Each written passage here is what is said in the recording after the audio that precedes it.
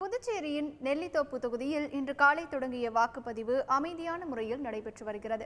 இந்நிலையில் கலவரத்தை ஏற்படுத்த முயற்சிப்பதாக அதிமுக மீது காங்கிரஸ் வேட்பாளர் நாராயணசாமியும், சட்ட ஒழுங்கை சீர்குலைக்க முயற்சிப்பதாக நாராயணசாமி மீது அதிமுக வேட்பாளர் ஓம் சக்தி சேகரும் மாறி மாறி குற்றம் சாட்டியுள்ளனர்.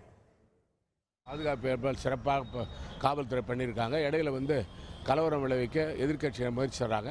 ஆனால் பாதுகாப்பு அதிகாரிகள், காவல்துறை அதிகாரிகள் அதை முறியடிப்பார்கள் என்ற நம்பிக்கை எனக்கு இருக்கிறது. வெளி மாநிலத்தை சார்ந்த காங்கிரஸ்காரர்களும் வெளி மாநிலத்தை சார்ந்த திமுக காரர்களும் ஒன்று கூடி வாக்காளர்களை வாக்களிக்க போகும் வரை அவர்களை மிரட்டுகின்ற வகையிலே இங்கே செய்து கொண்டிருக்கின்றார்கள். இந்த செயல் இன்னும் சற்று நேரம் போக போக இங்கே மிகப்பெரிய வன்முறையை தூண்டி வன்முறைக்கு ஆளாக்கி வாக்குச்சாவடிகள் அனைத்தையும் முதல்வர் தன்னுடைய அதிகார பலத்தை கொண்டு வாக்குகளை பெற்றுவிடலாம் என்று முயற்சி செய்து கொண்டிருக்கின்றார்.